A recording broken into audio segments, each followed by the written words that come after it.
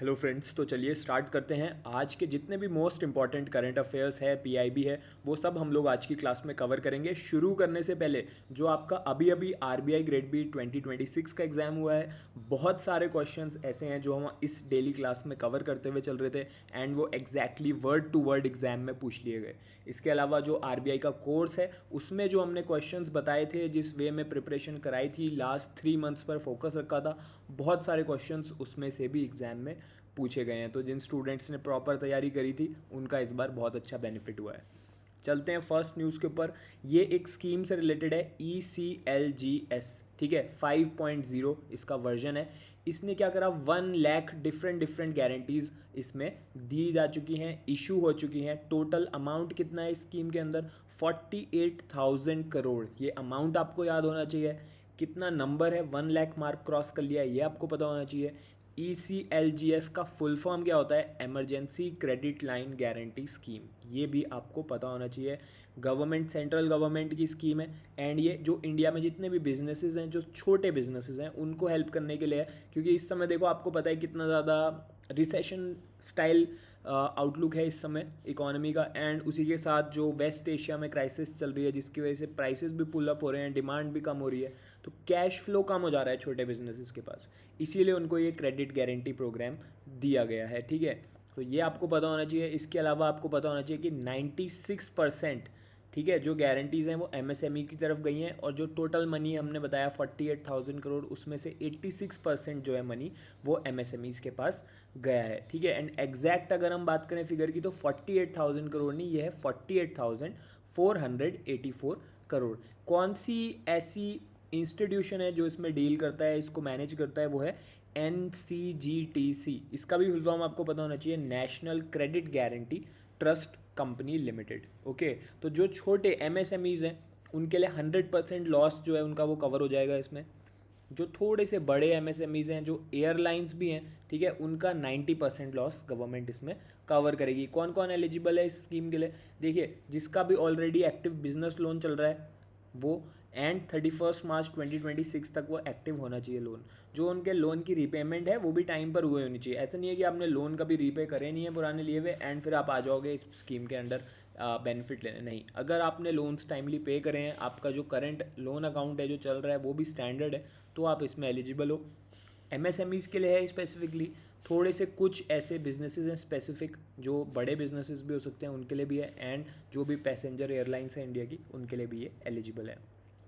Next news के ऊपर चलते हैं। ये आपकी माइक्रो फाइनेंस इंस्टीट्यूशन से रिलेटेड है, तो CGS MFI, ठीक है, credit guarantee scheme for micro finance institutions. इसकी वैलिडिटी बढ़ा दी गई है।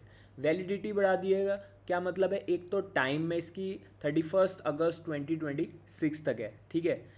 तो ये तो इसकी टाइम बेस्ड वैलिडिटी बढ़ा दी है। इसके अलावा जो एक अमाउंट की वैलिडिटी होती है, जो लिमिट होती है कितने अमाउंट तक बोरो करा जा सकता है, वो भी 300 करोड़ से अब आपकी कर दी गई है 1000 करोड़। तो this is the new limit. किसके लिए है ये, बड़े बड़े जो माइक्रो लेंडर्स होते हैं उनके लिए है, ठीक है। तो अब ये जो CGS MFI है, ये भी एक बेसिकली गवर्नमेंट बैक्ड ही है, क्रेडिट गारंटी स्कीम है। बट यहाँ पर जो एलिजिबल इंस्टीट्यूशंस हैं वो नहीं है जो हमने पहले डिस्कस करे। यहाँ पर ये मेंबर लेंडिंग इंस्टीट्यूशंस के लिए स्ट्रिक्टली है, उनको ये गारंटी कवर प्रोवाइड करते हैं। एंड इन टर्न जो मेंबर लेंडिंग इंस्टीट्यूशंस हैं वो फिर आगे चल के उस पैसे से आगे चल के क्रेडिट प्रोवाइड करते हैं, ठीक है, जो भी NBFCs को एंड MFIs को। MFIs का कैटेगराइजेशन आपको पता होना चाहिए। जैसे अब एग्जाम्स में क्या हो रहा है ना, जो भी करंट न्यूज़ चल रही है उससे रिलेटेड जो स्टैटिक बातें हैं, अगर हम कोई भी चीज़ पढ़ते हो, कोई वर्ड आता है वहाँ पे, तो उस वर्ड के बारे में भी आपको पता होना चाहिए। तो स्टैटिक चीज़ें भी पूछ ली जाती हैं, तो ये बहुत अच्छी चीज़ मैं आपको बता रहा हूँ। स्मॉल, मीडियम और लार्ज, ये 3 कैटेगरी होती है MFI की। MFI का फुल फॉर्म क्या है, माइक्रो फाइनेंस इंस्टीट्यूशंस। अब इनका अमाउंट बेस्ड क्या डिफरेंस है सब में, देखो, जो स्मॉल MFI है वो 500 करोड़ से नीचे का मैनेजमेंट करेगा अमाउंट का। जो मीडियम लेवल का है वो 500 से 2000 के बीच में है। एंड जो आपके लार्ज माइक्रो फाइनेंस इंस्टीट्यूशंस हैं वो 2000 करोड़ और उससे ज़्यादा के अमाउंट्स के लिए। अब हर एक के लिए कितना कितना कवरेज मिल रहा है गवर्नमेंट की तरफ से, स्मॉल को 80% तक मिलेगा, मीडियम को 75 तक मिलेगा, और लार्ज का और कम हो जाएगा, 70% तक लार्ज को मिलेगा। ठीक है, एक चीज़ और आपको पता होनी चाहिए कि गारंटी फ़ी प्रोसेसिंग लेवल पे भी लगती है। कितनी लगती है? 0.5% पर ईयर। ठीक है, जो इंटरेस्ट रेट इसमें मिलता है वो EBLR से ऊपर नहीं जा सकता। MCLR के साथ अगर 2% ऐड करोगे, ठीक है, तो भी वो वही निकलेगा। तो जो माइक्रो फाइनेंस इंस्टीट्यूशंस हैं, जो भी छोटे बोरोवर्स को कर रहे हैं, उनको अपना लैंडिंग रेट जो है वो 1% नीचे रखना होता है अपने खुद के एवरेज लैंडिंग रेट से। तो अगर वो कोई माइक्रो फाइनेंस इंस्टीट्यूशन है एंड वो लैंडिंग कर रहा है छोटे बोरोवर्स को, ओके, इसके अंडर, तो फिर यहाँ पर उसके लास्ट 6 मंथ्स में जितना भी उसका एवरेज रहा है लैंडिंग रेट, उससे 1% नीचे उसको रखना पड़ेगा मिनिमम, मतलब इससे ज़्यादा ऊपर वो नहीं कर सकता। कुछ ऐसे रूल्स भी बनाए गए हैं कि गवर्नमेंट ये नहीं चाहती कि जितना पैसा है वो सब बड़ी बड़ी कंपनीज़ को ही चले जाए, बड़े बड़े इंस्टीट्यूशंस को चले जाए। तो ऐसा भी बता रखा है कि बैंक को 5% जो इसमें लोन्स निकालेगा वो MFIs को देने पड़ेंगे, वो भी छोटे वालों को। स्मॉल MFI अभी हमने देखा ना, स्मॉल मीडियम लार्ज, 10% देना पड़ेगा मीडियम वालों को। ये नहीं कि सारा का सारा आपने लार्ज MFIs को ही प्रोवाइड कर दिया। एंड इसी के साथ एक बार MFI के पास पैसे आ गए, चाहे वो स्मॉल है, मीडियम है या लार्ज है, 3 मंथ्स के अंदर अंदर आपको वो अमाउंट लैंड आउट कर देना है पब्लिक को। ठीक है, रीपेमेंट पीरियड का कैसे है? 3 इयर्स मैक्सिमम रिपेयरिंग पीरियड है और मोराटोरियम 1 ईयर का इसमें आपको मिल जाता है। अब माइक्रो फाइनेंस इंस्टीट्यूशन से रिलेटेड थोड़ी सी स्टैटिक इन्फॉर्मेशन यहाँ पे दी गई है, मैंने खुद ही प्रोवाइड करी है ताकि आपको स्टैटिक नॉलेज भी पता हो इससे रिलेटेड। तो इनका पर्पस क्या होता है? माइक्रो फाइनेंस इंस्टीट्यूशंस का छोटे लोन्स देना, जैसे कि हम सबको पता है। ठीक है, जो भी लो इनकम इंडिविजुअल्स होते हैं, जिनके पास नॉर्मल बैंक अकाउंट्स नहीं होते, नॉर्मल बैंकिंग उनके पास नहीं होती सर्विस, उनको ये टारगेट करते हुए चलते हैं। एंड ऐसी पॉपुलेशंस, ऐसी कम्युनिटीज़ में करते हैं जहाँ पर यूजुअली उनको नहीं मिल पाती, जैसे कि जो विमेन सेल्फ हेल्प ग्रुप है, छोटे एंटरप्रेन्योर्स हैं। ठीक है, लोन का अमाउंट कितना होता है? बहुत छोटा अमाउंट है, 5,000 से लेके 1 लाख तक के बीच के जो लोन होते हैं, ठीक है, उनके लिए यहाँ पे प्रोवाइड होता है। कोई भी यहाँ पर एसेट नहीं लिया जाता, लैंड नहीं लिया जाता, गोल्ड नहीं लिया जाता, कोई कोलेटरल यहाँ पर नहीं होता। कौन इसको मैनेज करता है? तो RBI हो गया आपका।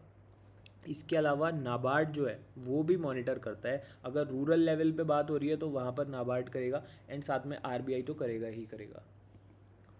नेक्स्ट जो न्यूज़ है ये वियोना फिनटेक से रिलेटेड है। ये एक फिनटेक है, वियोना फिनटेक। इसको सर्टिफाई कर दिया गया, किसने करा? NPCI, national payment corporation of India. तो ये अब एक बिलर ऑपरेटिंग यूनिट बन चुका है BBPS के अंडर। BBPS क्या है? Bharat bill payment system. उसके अंडर एक बिलर ऑपरेटिंग यूनिट बन चुका है हमारा वियोना फिनटेक। ठीक है, अब BBPS भी आपको पता होना चाहिए कौन इसको रन करता है? NBBL करता है। NBBL कुछ नहीं है, आपके NPCI का ही पार्ट है, NPCI Bharat bill pay limited. ठीक है, उसी का डिवीजन है।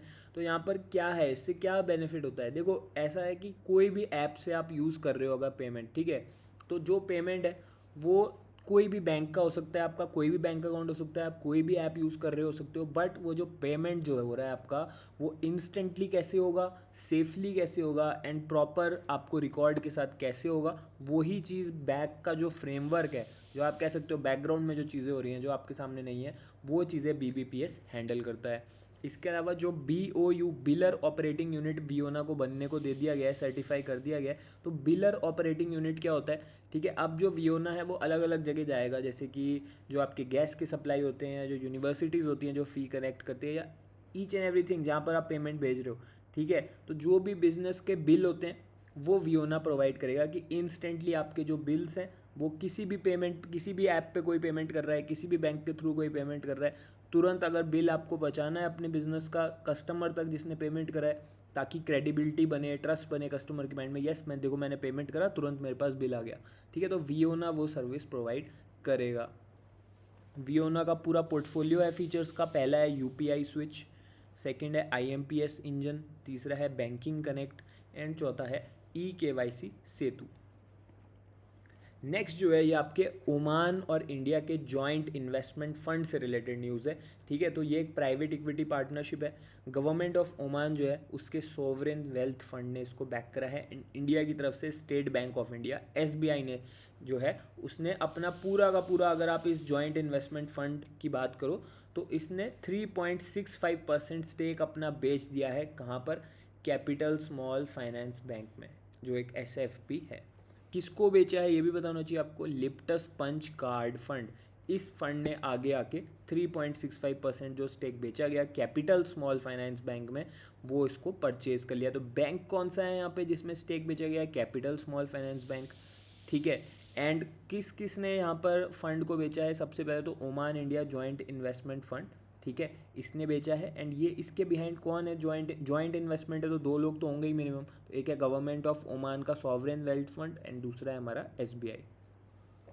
कितने शेयर्स इसमें मूव हुए? 1.36 मिलियन शेयर्स, ठीक है। तो ये आपको पता होना चाहिए। प्राइस क्या था पर शेयर? ₹270। नेक्स्ट न्यूज़ के ऊपर चलते हैं। जो BIS होता है ना आपका, ब्यूरो ऑफ इंडियन स्टैंडर्ड्स, ठीक है, किसके अंडर आता है? ये डिपार्टमेंट ऑफ कंज्यूमर अफेयर्स के अंडर आता है। उसने एक अपना डॉक्यूमेंट निकाला है, ठीक है, वो है IS 20201/2026 to safeguard indigenous crop varieties and align with sustainable development goal number 2। तो जो SDG होते हैं ना, सस्टेनेबल डेवलपमेंट गोल, उसमें गोल नंबर 2 क्या है? गोल नंबर 2 है आपका ज़ीरो हंगर, ठीक है। और ये आपका हंगर रिलेटेड है डायरेक्टली एग्रीकल्चर से, यानी कि जो भी ऐसी क्रॉप्स की वैरायटीज़ हैं जो हमारी लोकल लेवल पे अच्छी हैं, ठीक है, जो जिसके लिए हम जाने जाते हैं, तो उनको सेफगार्ड करने के लिए, उनको सस्टेनेबली करने के लिए ये एक निकाला गया है।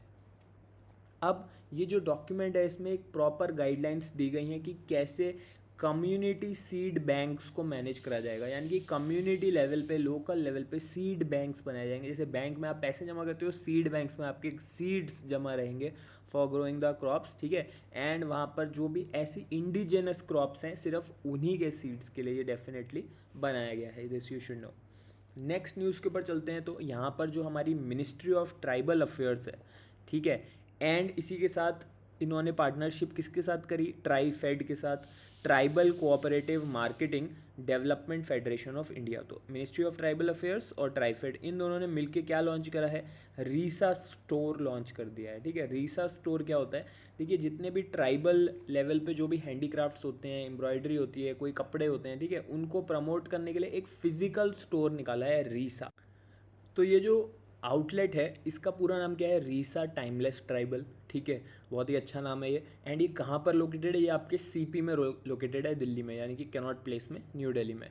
एंड उसमें भी कैनॉट प्लेस में भी कहाँ पे है? तो राजीव गांधी हैंडीक्राफ्ट्स भवन है आपका CP में, ठीक है। आप जाओ तो जाके देख भी सकते हो, जाके काफ़ी अच्छी जगह है। तो वहाँ पर जाके रीसा आपका लोकेटेड है। ये जो रीसा नाम है ये कहाँ से इंस्पायर करा गया है? ये भी एग्ज़ाम में आजकल का अगर हम पैटर्न देखें तो ये भी पूछा जा सकता है। तो रीसा जो है वो एक त्रिपुरा का एक फैब्रिक है जिसको हाथ से बुना जाता है, वीव करा जाता है, उसका नाम होता है रीसा। तो वहाँ से ये नेम उठाया गया है, ठीक है। तो ये चीज़ आपको पता होनी चाहिए। एंड ये जो इनिशिएटिव चल रहा है ना, ये पूरा का पूरा, इसमें इनिशिएटिव में ये एक इनिशिएटिव भी है रीसा के नाम से। तो यहाँ पर क्या हो रहा है?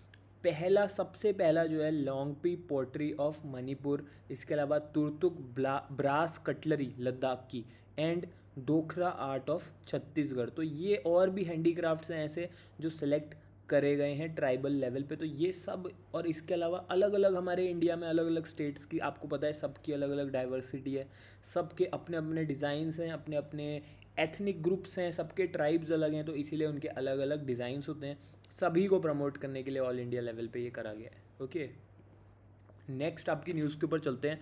तो जो आपका बनारस है, यानी कि वाराणसी है, वो पहला शहर बन चुका है जिसने ईजी कनेक्ट एविएशन फ्रेमवर्क निकाला है इंटरनेशनल ट्रैवल के लिए। अब ईजी कनेक्ट क्या होता है? ये ना एक हब एंड स्पोक नेटवर्क है। तो इससे क्या होगा? जो भी इंटरनेशनल लेवल पे डिपार्चर होते हैं, ठीक है, Tier 2 सिटी हो गए, Tier 3 सिटी हो गए, यानी कि जो छोटे सिटीज़ हैं, ठीक है, उस वहाँ से जो भी लोगों को इंटरनेशनल ट्रैवल करना है उसको ईजी करने के लिए ये करा गया है। इसमें क्या होगा? अपना जो भी आपको इमिग्रेशन कराना होता है, जो भी बैगेज चेक इन कराना होता है, कब पहले क्या होता था, आप जहाँ से आपकी मेन फ्लाइट होती थी वहाँ पे जाके ये चीज़ें होती थी। बट अब जो आपका ओरिजिन एयरपोर्ट है, अगर आप अपने लोकल सिटी से पहले एयरपोर्ट से वहाँ तक, उस एयरपोर्ट तक जा रहे हो एंड फिर आगे जा रहे हो, तो पहले पॉइंट पर ही आपकी सारी नेसेसरी चीज़ें हो जाएंगी, ताकि आपको बाद में जाके हैसल ना करना पड़े, ठीक है। तो इसके अंडर कुछ हब्स भी बनाए गए हैं, ठीक है। हब्स, फेज़ 1 हब्स क्या हैं? दिल्ली, मुंबई, बेंगलुरु, राजकोट, ठीक है।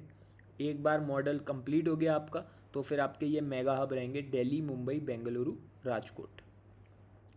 ये जो सर्विस है ये कब से शुरू हो रही है? जून 25, 2026 से, ठीक है, एयर इंडिया का वाराणसी दिल्ली रूट से। तो एयर इंडिया जो है वो यहाँ पर सबसे ज़्यादा प्राइमरी यहाँ पर रहेगा।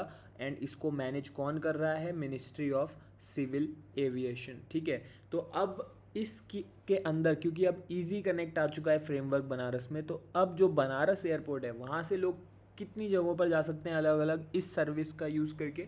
17 अलग अलग पूरे वर्ल्ड के हॉटस्पॉट्स हैं, वहाँ पर लोग जा सकते हैं एक सिंगल टिकट से और एक ही बार बैगेज ड्रॉप करके। ठीक है, अपने ओरिजिन से। नेक्स्ट आपकी न्यूज़ के ऊपर चलते हैं। 13th फोरम हुआ है ब्रिक्स अर्बनाइजेशन फोरम। ठीक है, एंड कौन था इसका चेयरमैन? इंडिया इस बार इसकी चेयरशिप था। कहाँ पर ये स्टार्ट हुआ है? ये हुआ है आपका न्यू दिल्ली में स्टार्ट। किसने इसको होस्ट करा है, ये भी आपसे पूछा जा सकता है कि जो ब्रिक्स अर्बनाइजेशन फोरम हुआ है इंडिया की चेयरशिप में हुआ है, दिल्ली में हुआ है, इसको किसने होस्ट करा? तो इसको होस्ट कौन करेगा? थोड़ा सा आप कॉमन सेंस लगाओ, अर्बनाइजेशन की चीज़ है तो कुछ अर्बन से रिलेटेड ही हमारा डिपार्टमेंट होगा, तो ministry of housing and urban affairs ने करा है, ऐसे भी इसको याद रखा जा सकता है। कितने लोगों ने इसको अटेंड करा, मतलब कितने रिप्रेजेंटेटिव्स ने? 11 ब्रिक्स के जो मेंबर्स हैं सब ने इसको अटेंड करा। कितना एडिशन था ये इस फोरम का? 13th एडिशन था। ये तो बात हो गई कहाँ पर हुआ, किसने होस्ट करा, कौन कौन अटेंडीज थे, कौन सा एडिशन था।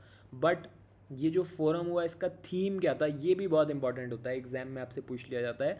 Cities for people, BRICS cooperation for inclusive and resilient urban futures. ठीक है, तो ये आपका थीम था। इसमें कितने पिलर्स थे? 4 अलग अलग पिलर्स के अंडर ये था। इंक्लूसिव अर्बन डेवलपमेंट, पहली चीज़ कि यानी कि जितना भी आपका डेवलपमेंट हो रहा है वो सबको इंक्लूड करके होना चाहिए, एंड जितने भी रिसोर्सेज अवेलेबल है उनको प्रॉपरली मैनेज करके होना चाहिए। दूसरा था आपका क्लाइमेट से रिलेटेड और डिज़ास्टर से रिलेटेड, कि कभी भी कोई डिज़ास्टर आता है तो एंड कोई क्लाइमेट में चेंजेस आते हैं तो उसका अर्बन एरियाज़ के इंफ्रा पर इफेक्ट नहीं पड़ना चाहिए। तो अच्छी इंजीनियरिंग जब करी होगी, प्रॉपर क्वालिटी मटेरियल यूज़ होगा इंफ्रास्ट्रक्चर डेवलपमेंट में, ताकि किसी भी अनटूवर्ड इंसिडेंट से बचा जा सके। इसके अलावा ये सब चीज़ें मैनेज कौन करता है अर्बन लेवल पे? आप खुद बताओ। म्यूनिसपैलिटी ही करती है। तो जो म्यूनिसपैलिटी होती है वो स्ट्रांग होनी चाहिए, उसकी गवर्नेंस अच्छी होनी चाहिए। एंड फोर्थ है आपका डिजिटल इनोवेशन। इसको तो इग्नोर ही नहीं कर सकते क्योंकि अब हर चीज़ एआई है, हर चीज़ में डिजिटल टेक्नोलॉजी है। ठीक है, तो जितनी भी ग्रीवेंसेज हैं, लोगों की प्रॉब्लम्स हैं या कोई सर्विस देनी है तो उसके लिए डिजिटल इनोवेशन, ये इसका चौथा पिलर है। ठीक है, तो BRICS urban research and knowledge network. ठीक है, इंडिया ने एक नया नेटवर्क बनाने का प्रपोजल दिया था, यह है BRICS urban research and knowledge network. And जो मेंबर कंट्रीज़ हैं सब लोगों ने इस बात को मान लिया है कि ये बनाया जाएगा। ये एक ऑनलाइन एक हब हो जाएगा कि सब लोग अपने आइडियाज़ एक्सचेंज कर सकते हैं जो भी मेंबर कंट्रीज़ हैं। ये भी पूछा जा सकता है कितने ब्रिक्स के मेंबर्स हैं, तो टोटल 11 कंट्रीज़ आर देयर। 2 ऐसे पेपर्स हैं जो आपको पता होने चाहिए रिलीज़ करे गए। पहला था इंडियाज़ अर्बन ट्रांसफॉर्मेशन, दूसरा था cities for people. Okay, and इसमें इंडिया और रशिया की जो फेडरेशन है, ठीक है, उसको किसने चेयर करा था? MOS तोखान साहू। एंड इसी के साथ रशिया के डिप्टी मिनिस्टर थे यूरी मुत्सेनेक। ठीक है, इन्होंने करा था। और एक MOU करा है, वो क्या है? सस्टेनेबल अर्बन डेवलपमेंट पे, यानी कि जो लोग पुअर हैं, नीडी हैं, उनको अफोर्डेबल लेवल पे हाउसिंग कराई जाए, दिलाई जाए। नेक्स्ट जो आपकी न्यूज़ है, ठीक है, श्री शोभा करन लाजे, इन्होंने इंडिया का डेलीगेशन जो है उसको लीड करा है। कहाँ पर? लेबर कॉन्फ्रेंस में। इंटरनेशनल लेवल की ILO जो कंडक्ट कराता है, ठीक है, वो कहाँ पर हुई थी? जेनेवा में, स्विट्ज़रलैंड में। स्विट्ज़रलैंड के अंदर जिनेवा है, ये भी आपको पता होना चाहिए। कहाँ पे हुई थी, क्या हुआ था? इंटरनेशनल लेबर कॉन्फ्रेंस हुई है। साल में एक बार ये होती है, इसको इंटरनेशनल पार्लियामेंट ऑफ लेबर भी बोला जाता है। ठीक है, ILO की होती है ये। तो अब इसमें क्या हुआ वहाँ पर, आपको सबसे पहले तो बताएंगे कि जो इंडिया है उसने बताया है कि 29, ठीक है, लेबर लॉज जो हैं उसको सिर्फ सिंप्लीफाई करके 4 लेबर कोड्स में डिवाइड कर दिया गया है। ठीक है, तो इंडिया ने ये चीज़ हाईलाइट करी। इसके अलावा डिजिटल पब्लिक इंफ्रास्ट्रक्चर जो हमने पहले भी पढ़ा है, ठीक है, ऐसे बहुत सारे डिजिटल पोर्टल्स बनाए गए हैं जो आपके लेबर फोर्स से रिलेटेड है, चीज़ों को स्ट्रीमलाइन करने के लिए। जैसे कि एक है ई-श्रम पोर्टल, ठीक है, जो कि अनऑर्गेनाइज्ड जो भी वर्कर्स होते हैं उनका डेटाबेस है। इसके अलावा नेशनल करियर सर्विस पोर्टल भी है। एंड इसी के साथ जो बाकी मेंबर नेशंस थे जो इन्होंने अटेंड करा ये समिट, ठीक है, कॉन्फ्रेंस, उन्होंने इस बात को प्रेज भी करा है।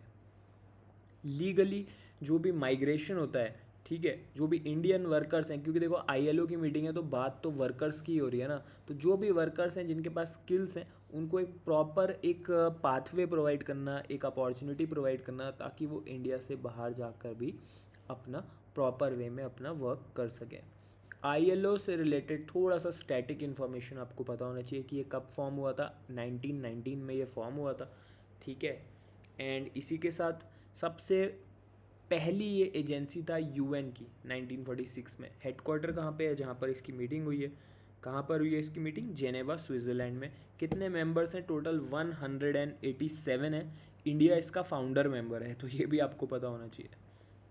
इसके अलावा ये क्या करता है आईएलओ? सोशल जस्टिस हो गया आपका, जो भी वर्कर्स हैं उनको उनके राइट्स दिलाना, लेबर राइट्स, एंड सबसे सोशल जस्टिस प्रिवेल कराना, यही इसका सबसे बड़ा कोर मैंडेट है। इसके अलावा कुछ ऐसी रिपोर्ट्स हैं जो ये प्रोवाइड करता है, तो ये भी आपको पता होना चाहिए। Who releases these reports? So ILO releases these reports. सबसे पहली है world employment and social outlook, second है आपकी ग्लोबल वेज रिपोर्ट, और तीसरी है वर्ल्ड सोशल प्रोटेक्शन रिपोर्ट। ठीक है, तो आईएलओ के जो कन्वेंशंस हैं उसमें 8 कन्वेंशंस जो हैं फंडामेंटल, उसमें से 6 जो हैं वो इंडिया ने रेटिफाई करे हैं, ये भी आपको पता होना चाहिए। एंड जो ये आईएलओ है ये थोड़ा सा डिफरेंट है स्ट्रक्चर वाइज, क्योंकि इसमें क्या है, बाकी सब में तो सिर्फ गवर्नमेंट ऑफिशियल्स वोट देते हैं, लेकिन जो आईएलओ होता है ना, यहाँ पर गवर्नमेंट भी होती है पार्ट, एम्प्लॉयर्स यानी कि अलग अलग इंडस्ट्रीज़ के जो हेड्स होते हैं वो भी यहाँ पर लीडर्स होते हैं, एंड इसके अलावा लेबर यूनियन से भी लोग इसमें पार्ट हैं। ठीक है, तो ये सब लोग मिल के इसको एक ट्राईपार्टाइट या फिर त्रिगुनी सिस्टम बना देते हैं। नेक्स्ट जो आपकी न्यूज़ है, इसमें एक जो हमारे वेनेजुएला है वहाँ की जो एक्टिंग प्रेसिडेंट है नई, ठीक है, इनका नाम है डेल्सी एलोना रॉड्रिगो गोमेज। ठीक है, इन्होंने इंडिया में विज़िट करा। ठीक है, इन्होंने किससे मिली? PM, of course PM Modi ji से मिली हैं। कहाँ पर मिली हैं? हैदराबाद हाउस में, न्यू दिल्ली में। तो यहाँ पर इन्होंने इंडिया और वेनेजुएला के बीच में अपना रिलेशन बेटर करने के बारे में बात करी। सबसे पहले तो आपको पता ही होगा कि वेनेजुएला में ऑयल रिजर्व्स मिले थे, जनवरी में कुछ हुआ था यूएस और वेनेजुएला के बीच। ठीक है, तो यहाँ पर अब यहाँ पर क्या होगा, एनर्जी सिक्योरिटी से रिलेटेड डेफिनेटली, ऑयल पेट्रोलियम से रिलेटेड, इसके अलावा medicines, transportation, renewable energy, trade, इन सब से रिलेटेड यहाँ पर हाईलाइट करा गया चीज़ों को। इसके अलावा इंडिया और वेनेजुएला से रिलेटेड थोड़ा सा आपको फाइनेंशियल ईयर जो निकल चुका है उसका डेटा भी पता होना चाहिए कि बायलेटरल ट्रेड बढ़ा है दोनों कंट्रीज़ के बीच में, तो कितना हो चुका है अब? $678.94 मिलियन। इसके अलावा जो वेनेजुएला है वो इंडिया का 3rd लार्जेस्ट सप्लायर बन चुका है क्रूड ऑयल का। ठीक है, सब रशिया और यूएई के बाद आपका वेनेजुएला ही 3rd नंबर पर आता है। नेक्स्ट न्यूज़ पे चलते हैं, आपका CSIR, इसका फुल फॉर्म आपको पता ही चल गया होगा, ये हमने पहले भी डिस्कस करा है इससे रिलेटेड न्यूज़। तो सेंट्रल रोड रिसर्च इंस्टीट्यूट जो विंग है आपका CSIR का, ठीक है, इसने एक MOU किसके साथ करा है? स्टेट गवर्नमेंट के साथ करा है, उत्तर प्रदेश की स्टेट गवर्नमेंट के साथ, एंड उसके भी पब्लिक वर्क्स डिपार्टमेंट जो PWD होता है उसके साथ करा है इन्होंने। एंड न्यू दिल्ली के अंदर जो school of planning and architecture है वो भी इसमें इंक्लूडेड है। तो यहाँ पर क्या टारगेट है? ये टारगेट ये है कि एक फ्रेमवर्क बनाना है हमें, जो भी अर्बन लेवल पे रोड्स हैं यूपी NCR में, यूपी में भी और NCR रीजन में, ठीक है, ताकि जो रोड डस्ट हो रही है उससे बहुत ज़्यादा पॉल्यूशन हो रहा है, टॉक्सिन्स आ रहे हैं हवा में, उस रोड डस्ट को ख़त्म करने के लिए commission for air quality management framework, ठीक है, CAQM, इसका फुल फॉर्म आपको याद होना चाहिए। इस बार एग्जाम में भी पूछ लिया गया था, जैसे कि जे एक स्कीम थी उसमें पूछा था, उसका फर्स्ट लेटर था J शॉर्ट फॉर्म में, तो पूछा J का मतलब क्या होता है RBI ग्रेड बी के फेज़ 1 में। ओके, तो आप यहाँ पे ऐसे पूछा जा सकता है CAQM जो है फ्रेमवर्क, इसमें C का फुल फॉर्म क्या है, A का क्या है, Q का क्या है, तो ये आपको पता होना चाहिए, पूछा जा सकता है। नेक्स्ट जो आपकी न्यूज़ है, 14 इंडियन वर्कर्स हैं जिनको भेजा गया मॉरिशियस, किसके under? India Mauritius government to government mobility partnership.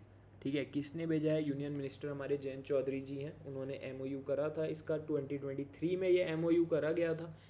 ठीक है, एंड अब ये चले गए हैं। एंड ये प्रोग्राम कौन रन कर रहा है? Basically national skill development corporation. देखिए, अब इंडिया के वर्कर्स को बाहर जाने की भी अपॉर्चुनिटी मिल रही है, ताकि जो इंडिया का जो टैलेंट डिमांड है ना वर्कर्स का, स्किल्ड वर्कर्स का, वो मॉरिशियन बिजनेसेस के अंदर काफ़ी वाइडली डिमांडेड है।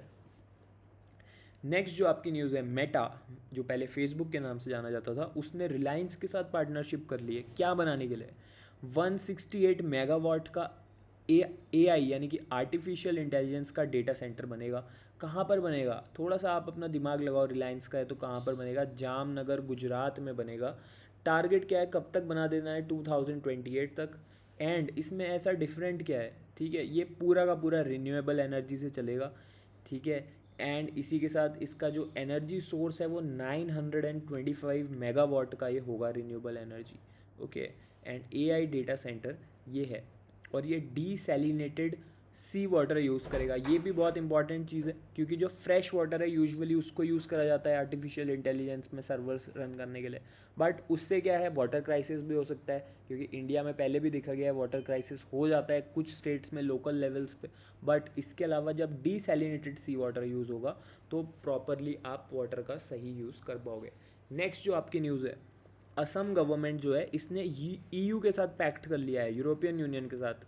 एक ब्लू वैली क्लस्टर जो है वो गुवाहाटी में लाया जाएगा, असम की कैपिटल में। ठीक है, तो यहाँ पर क्या होगा, इसके थ्रू असम के जितने भी ट्रेडिशनल प्रोडक्ट्स हैं, जो नेचुरल प्रोडक्ट्स हैं, जिनकी ग्लोबल लेवल पे बहुत ज़्यादा डिमांड है, उनको मार्केट एक्सेस मिल जाएगी डायरेक्टली यूरोप के अंदर। तो वो सारे प्रोडक्ट्स अब यूरोप में जाके बिक सकते हैं। तो कौन कौन से सेक्टर्स के प्रोडक्ट्स हैं आपको पता होना चाहिए। एक तो आपका जो आपके परफ्यूम्स होते हैं, एरोमाज होते हैं, उससे रिलेटेड है, जैसे कि अगरवुड एक होती है। ठीक है, वो परफ्यूम्स में यूज़ होती है, वो भी हाई क्वालिटी प्रीमियम लेवल के।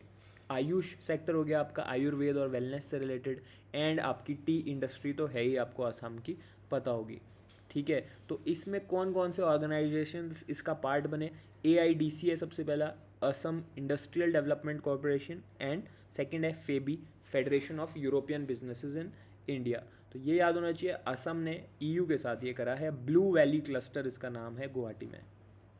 नेक्स्ट जो आपकी न्यूज़ है, ठीक है, एक ट्राईपार्टाइट मतलब 3 एंटिटीज़ के बीच एक MOU साइन हुआ है। गवर्नमेंट ऑफ इंडिया है, गवर्नमेंट ऑफ असम है, गवर्नमेंट ऑफ नागालैंड है। ठीक है, तो स्टेट गवर्नमेंट से 2 एंड एक आपकी सेंट्रल गवर्नमेंट है। किस चीज़ के लिए है? मिनरल ऑयल जो होता है ना, वो असम और नागालैंड की जो बाउंड्री है वहाँ पर इसको फैसिलिटेट करने के लिए। ठीक है, तो जो भी वेस्टर्न ऑफशोर रीजन है उससे रिलेटेड है ये। 31% इंडिया का जो ऑयल है वो वहीं से आता है। एंड मुंबई हाई फील्ड जो है वो सबसे ज़्यादा फेमस है। ये वेस्टर्न पार्ट की हम बात कर रहे हैं। लेकिन अगर हम ऑन शोर की बात करें, ऑफ शोर में तो हमने बात कर ली, जो शोर से बाहर है आपका वाटर बॉडीज़ में आ जाता है। असम जो है उस पर सबसे ज़्यादा रिजर्व्स हैं ऐसे जो लैंड में हैं। ठीक है, एंड इसके अलावा असम के बाद और कौन से स्टेट्स हैं? राजस्थान है, गुजरात है। ठीक है, इंडिया की थोड़ी सी आपको इन्फॉर्मेशन स्टैटिक भी होनी चाहिए कि अगर ऑयल इतना ज़्यादा ट्रेंड कर रहा है, वेस्ट एशिया क्राइसिस ट्रेंड कर रहा है, इंडिया और वेनेजुएला ट्रेंड कर रहा है ऑयल की वजह से, अब असम और इसमें यहाँ पे नागालैंड भी आ चुका है, तो आपको कुछ पता होना चाहिए इंडिया की क्या रैंक्स है। पूरे वर्ल्ड में सबसे ज़्यादा अगर ऑयल कंज्यूम करने वाला देखें तो थर्ड लार्जेस्ट इंडिया है, इम्पोर्टर भी थर्ड लार्जेस्ट इंडिया है। इसके अलावा रिफाइनरीज़ की अगर हम बात करें तो फोर्थ लार्जेस्ट रिफाइनर है इंडिया। चलते हैं अगली न्यूज़ के ऊपर, ग्लोबल पीस इंडेक्स 2026। सबसे पहली चीज़, पीस इंडेक्स आ गया तो क्या चीज़ होगी इंपॉर्टेंट, कि इंडिया की रैंक क्या थी। यही तो पूछा जाता है कि इंडिया की रैंक क्या थी ऑल ओवर द वर्ल्ड। तो 127 रैंक आई है इंडिया की, आउट ऑफ कितने पार्टिसिपेंट्स हैं? 163 कंट्रीज़ में से। तो ग्लोबल पीस इंडेक्स रिपोर्ट के बारे में आपको क्या पता होना चाहिए, कौन रिलीज़ करता है report? Institute for economics and peace, IEP। ठीक है, इसका जो 2026 का लेटेस्ट एडिशन आया है 2026 में, ये कौन से नंबर की रिपोर्ट है? ये आपकी 20th रिपोर्ट है। ठीक है, इससे पहले 19 रिपोर्ट्स और रिलीज़ हो चुकी हैं, 163 कंट्रीज़, जैसा कि हमने बताया। इसका पर्पस क्या है? ग्लोबल लेवल पे हम लोग पीस क्यों चेक कर रहे हैं? ये पता करने के लिए कि कौन सा नेशन है जो बाहर से इंटरनली और एक्सटर्नली दोनों तरीके से पीसफुल है। क्योंकि एक बार जब कंट्री में हारमोनियसली चलता है तो उससे क्या होता है, इकोनॉमिक ग्रोथ भी अच्छी होती है, और कॉस्ट जो अदर कॉस्ट होती हैं, क्योंकि जब वॉर हो जाता है, जब वायलेंस हो जाती है, तो उससे बिजनेस भी सफ़र करता है, उससे इकोनॉमिक्स भी सफ़र करते हैं कंट्री के। इसीलिए पीस रिलेटेड हेल्थ भी एक कंट्री की इकोनॉमिक हेल्थ का you can say indirect predictor हो सकता है। ओके, सबसे टॉप पर कौन सा कंट्री था इसमें? आइसलैंड कंट्री इसमें सबसे टॉप पे था 19th ईयर में, मतलब इससे पहले भी वो लोग 18 बार फर्स्ट आ चुके हैं। सेकंड आपका न्यूजीलैंड था, उसके बाद स्विट्ज़रलैंड था। सबसे लास्ट में कौन कौन है? रशिया। रशिया ऑफ कोर्स आपको पता ही है, अभी रशिया यूक्रेन चल ही रहा है, कंटिन्यूस एंड ऑन गोइंग है। उसके अलावा Sudan, Republic of Congo, Ukraine and Israel. Okay, next news के ऊपर चलते हैं। वर्ल्ड बैंक जो है उसकी global economic prospects GEP report, ठीक है, इस नाम की ये रिपोर्ट है। सबसे पहले हम लोगों ने क्या देखा था पिछली रिपोर्ट में कि इंडिया की क्या रैंक है। अब यहाँ पर क्या देखेंगे, इंडिया के रिलेशन में यहाँ पर क्या बताया गया। तो यहाँ पर ये बताया गया कि 6.6% आपका GDP ग्रोथ रहेगा 2026 से 2027 फाइनेंशियल ईयर के लिए। इसके अलावा इंडिया के बारे में ये भी बताया कि सबसे फास्टेस्ट ग्रोइंग मेजर इकॉनमी ये अभी भी लास्ट करेगा in the entire world. India के बारे में एक और चीज़ यहाँ पर बताई है कि एक जो प्रॉब्लम आ सकती है वो है फिस्कल डेफिसिट बढ़ने की, यानी कि गवर्नमेंट जो है वो ओवर स्पेंडिंग ना कर दे। तो इस चीज़ पर फोकस रखने को कहा गया है इस रिपोर्ट में।